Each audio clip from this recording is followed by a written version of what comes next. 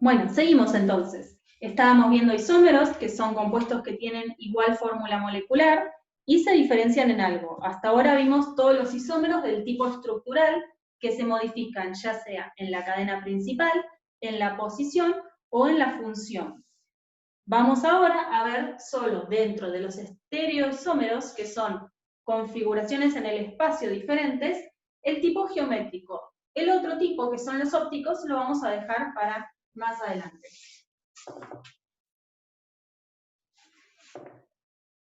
Bien, entonces, para los isómeros del tipo geométricos va a ser fácil. Solo vamos a hablar para los alquenos. Esto es válido solo para el grupo funcional alqueno.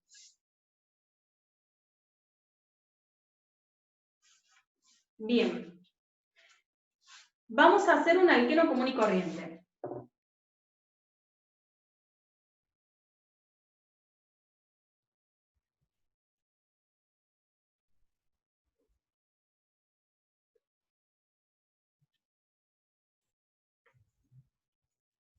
Bien, este es un alqueno que tiene el doble enlace en la posición 2. Nos conviene empezar contando desde este extremo para que ya en la posición 2 yo tenga el alqueno. Entonces, es el 2-penteno.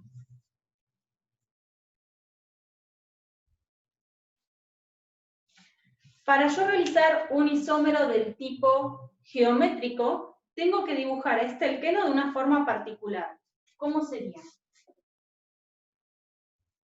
Tengo que marcar ese doble enlace y los otros enlaces estirarlos de esta forma. Entonces, este carbono vendría a ser este de acá. Por un lado tiene unidos 2 carbonos y por el otro un hidrógeno. Por ejemplo, hidrógeno, este carbono sería este. Por un lado tiene unido un hidrógeno y por el otro un carbono. ¿Se entiende lo que hice? Representar al alqueno de esta forma, priorizando ese doble enlace en el medio y extendiendo sus otros uniones. Bien, ¿a qué voy con esto? Cuando las cadenas carbonadas quedan del mismo lado del plano, o sea, en este caso, los dos quedaron hacia abajo, ¿sí? Esto se llama configuración cis. Repito, un alqueno, lo que me va a hacer este doble enlace es que el compuesto se vuelva plano en el espacio, ¿sí? Dentro de ese plano yo puedo tener las cadenas carbonadas hacia el mismo lado o cruzadas. Cuando están hacia el mismo lado, el compuesto se llama cis. ¿Y cómo sería la otra opción, que quedasen cruzadas?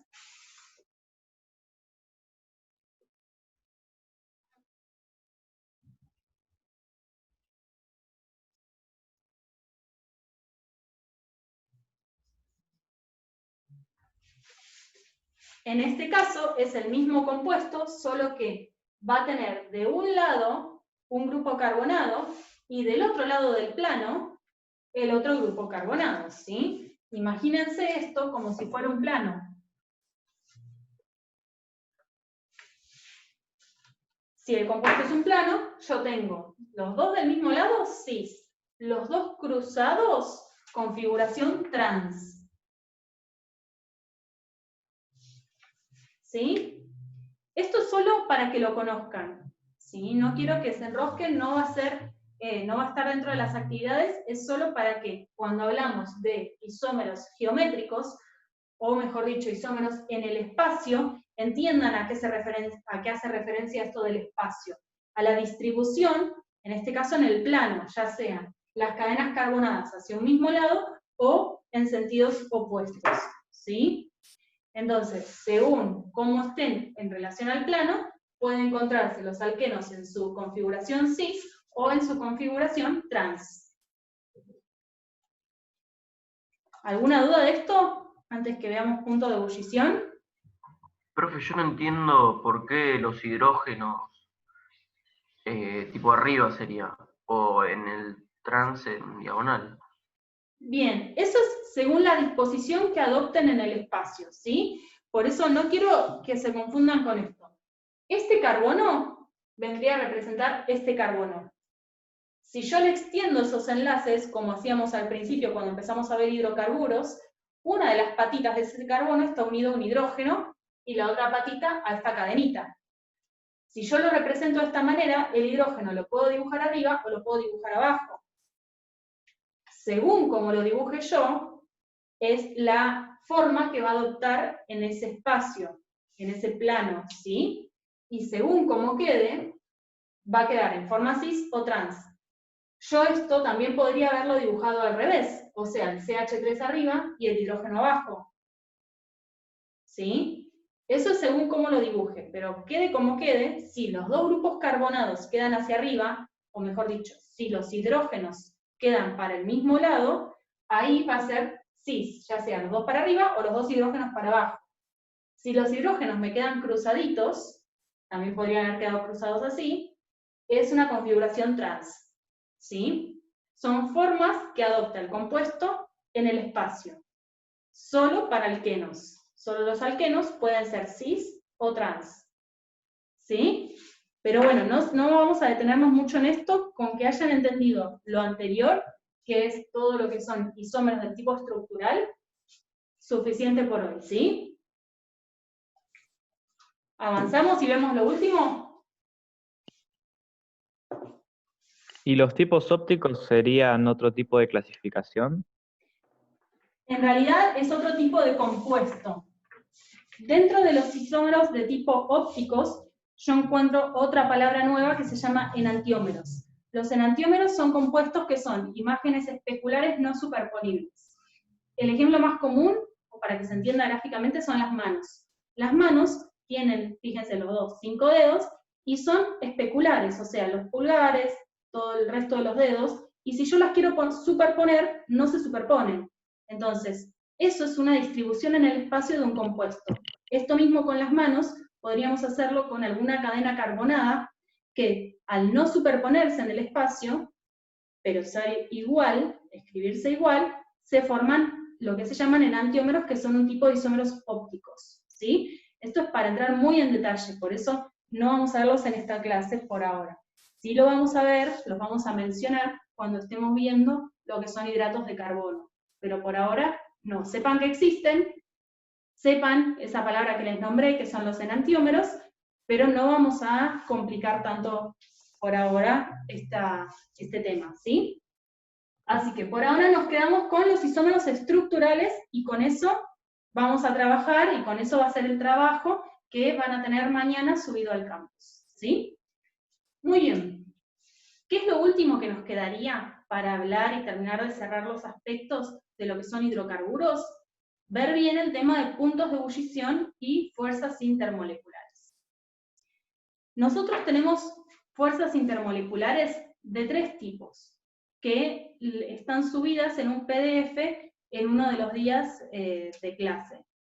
¿Cuáles son esas fuerzas intermoleculares? Las fuerzas de London, que ya estuvimos trabajando con ese tipo de fuerzas y vimos las características, y a eso vamos a sumarle las fuerzas dipolo-dipolo y las fuerzas puente de hidrógeno. Entonces tenemos 3 tipos de interacciones intermoleculares, que no todas están presentes en todos los compuestos, y ahora vamos a ver cuándo vamos a tener cada una, ¿sí? Entonces, si yo tengo que comparar los puntos de ebullición de un compuesto, tengo que ver qué fuerzas participan en ese compuesto. Y dentro de esas fuerzas, la intensidad que tengan esas interacciones, ¿sí? Vamos a hacer un ejemplo. Le voy a poner 3 nombres y los vamos a comparar.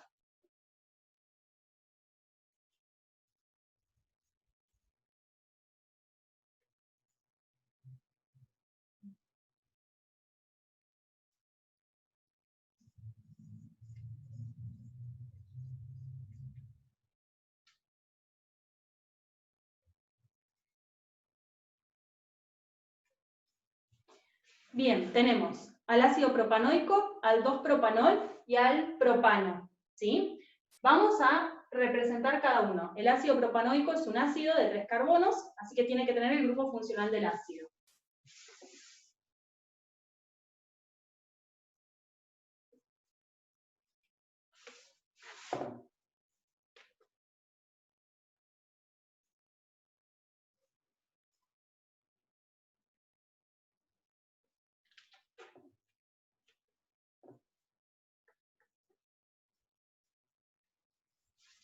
Muy bien. Acá tenemos representado cada uno de los compuestos. Ácido propanoico con el grupo funcional del ácido, el 2-propanol con el grupo alcohol en el carbono 2, y el propano común y corriente, un alcano, de los primeros que vimos. Vamos a hablar de interacciones intermoleculares. A ver, fuerzas de London estaban presentes en todos los compuestos, ¿sí? ¿De qué dependían? Del tamaño de la molécula. Cuanto más grande era la molécula, más fuerza de London tenía, y de si estaba ramificada o no. Cuanto más ramificación tenía esa molécula, más forma redonda o de pelota tomaba, entonces era menor la interacción. ¿Se acuerdan? Eso lo vimos desde el petróleo hasta la comparación de los puntos de ebullición.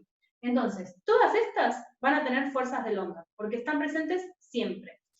Así que, London, London, London. ¿Qué otras fuerzas nombramos? Las fuerzas dipolo-dipolo. Las fuerzas dipolo-dipolo están presentes cuando un compuesto tiene un elemento electronegativo como oxígeno, halógenos, nitrógeno y diferentes tipos, algo diferente a carbono e hidrógeno, por así decirlo. Dipolo-dipolo porque se va a generar un polo negativo con un exceso de cargas negativas y el otro polo positivo, por eso es que se dice dipolo, dos polos. Este compuesto, que es solo carbono e hidrógeno, no va a tener fuerzas dipolo-dipolo, porque no tiene ningún átomo que sea electronegativo que le esté agregando esas cargas, esa diferencia. Acá son solo carbono e hidrógenos. Este compuesto, que es un alcohol, va a tener fuerzas dipolo-dipolo, porque tiene un elemento electronegativo que es el oxígeno. Dipolo-dipolo. Y este compuesto, que es un ácido, también va a tener fuerzas dipolo-dipolo. De hecho, el ácido va a tener fuerzas dipolo-dipolo muy altas porque tiene dos oxígenos, a diferencia del alcohol que tiene uno, ¿sí? En este ejercicio presten atención porque es lo que van a tener en el trabajo a realizar mañana. Entonces, si bien los dos compuestos tienen fuerzas dipolo-dipolo, el ácido va a tener más fuerzas dipolo-dipolo que el alcohol porque tiene dos oxígenos. Así que está agregando como un componente extra a ese átomos electronegativos. Y por último, la otra fuerza para evaluar era la fuerza puente de hidrógeno. La fuerza puente de hidrógeno estaba presente cuando teníamos el hidrógeno unido a oxígeno, nitrógeno o flúor. En este caso, este compuesto no tiene ningún hidrógeno unido a esos elementos, ni a nitrógeno, ni a flúor, ni a oxígeno. Por lo tanto, no tiene puente de hidrógeno. En cambio, estos tienen el oxígeno unido al hidrógeno, acá también. Por lo tanto, los dos tienen puente de hidrógeno.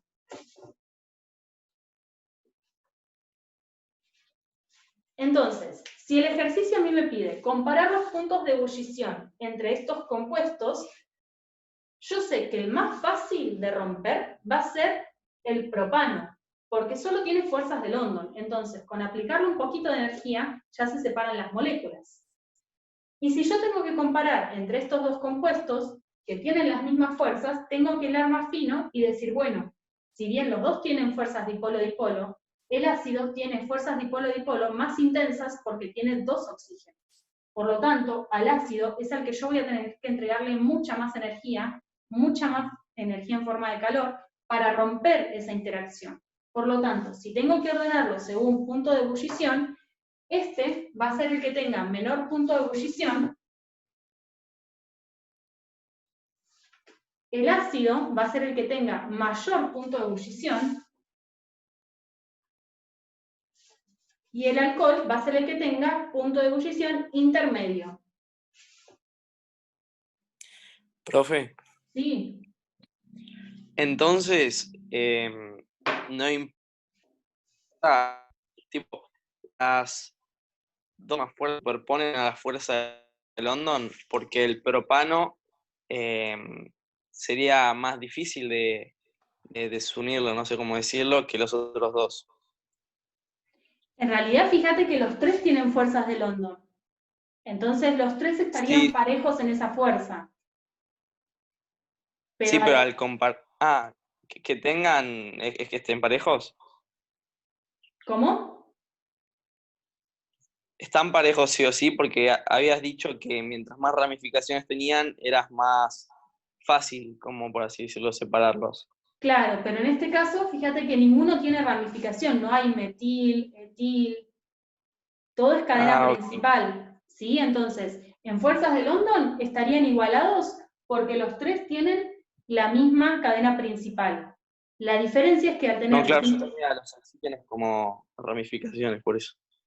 Claro, en este caso no, son todas cadenitas, ¿sí? Es muy buena la pregunta. Si tuviese ramificaciones, ahí tendríamos que evaluar, cuanto más ramificado, menos fuerzas de London, ¿sí?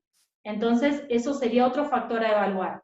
En este caso estamos comparando a iguales fuerzas de London, hay que hilar más fino o tener en cuenta las otras tipos de interacciones intermoleculares, ¿sí? Vamos a hacer un ejemplo más para comparar puntos de ebullición y ya terminamos la clase.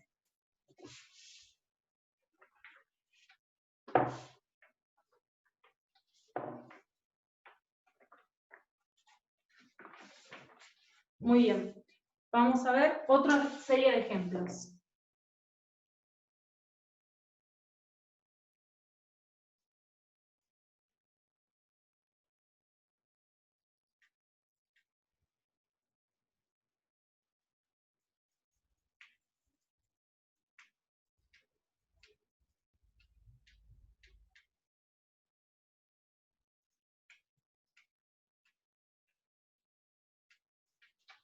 Bien, acá tenemos otros 3 ejemplos para comparar. 2 pentanones, una cetona que en posición 2 tiene el doble enlace con el oxígeno.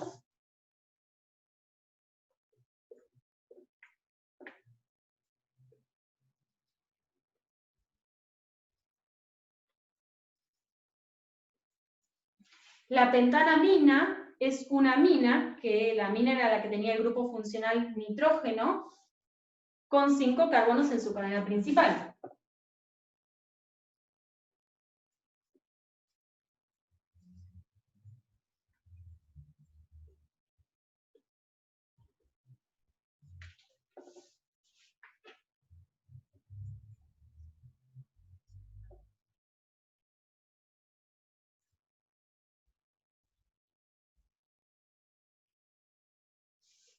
Y por último tenemos al 2-penteno. 2-penteno es un alqueno que tiene un doble enlace en la posición 2. Muy bien, entonces, vamos a comparar estos 3 compuestos según su punto de ebullición.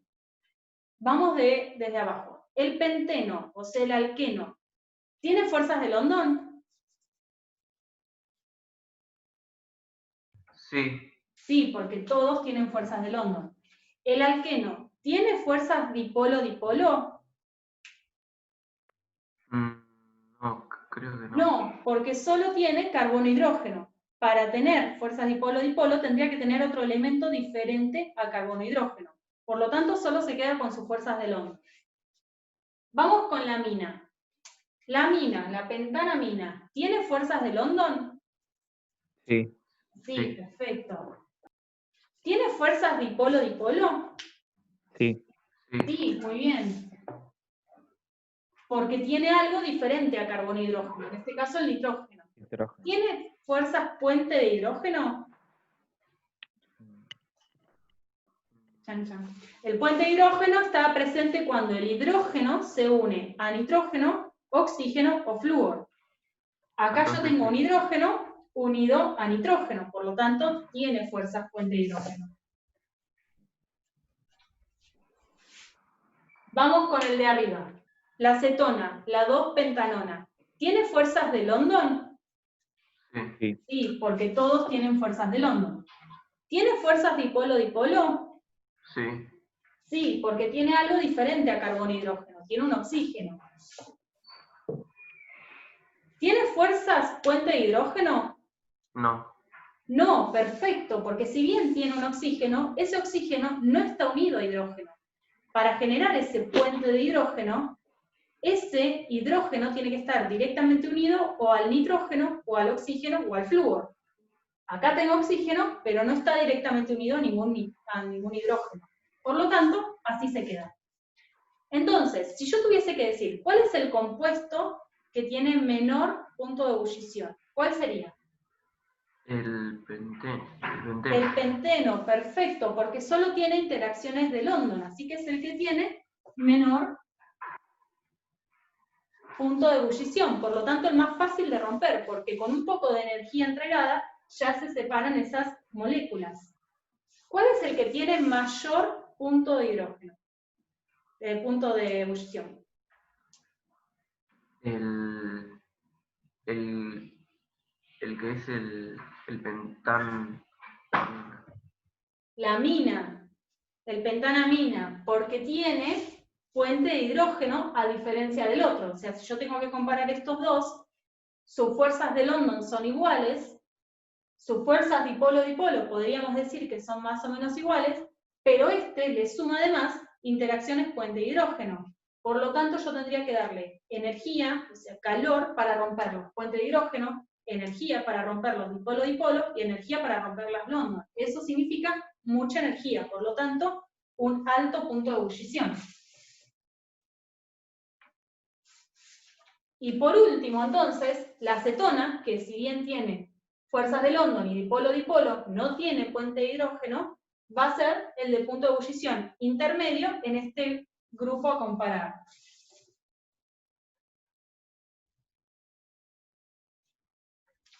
Muy bien. ¿Se entiende cómo se realiza la comparación de los puntos de ebullición?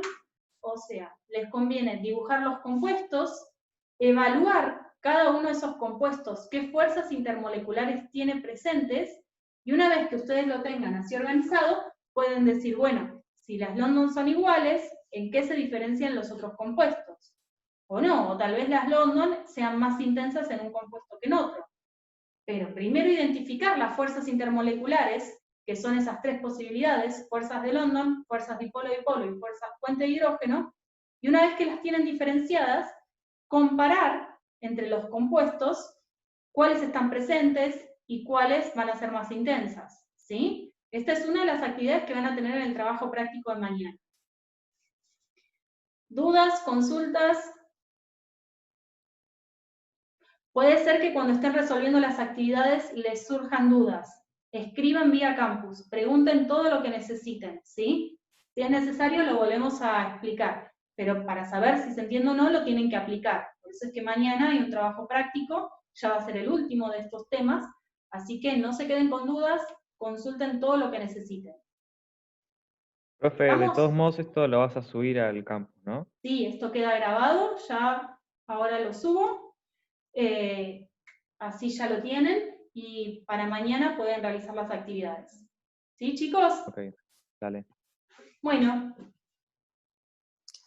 espero que haya servido, de paso para también ver los grupos funcionales con oxígeno y nitrógeno. Y cualquier duda me escriben vía campus, ¿sí? Dale. Gracias. Bueno, nos Bueno, vemos. profe. Chao, Adiós. profe. Chao.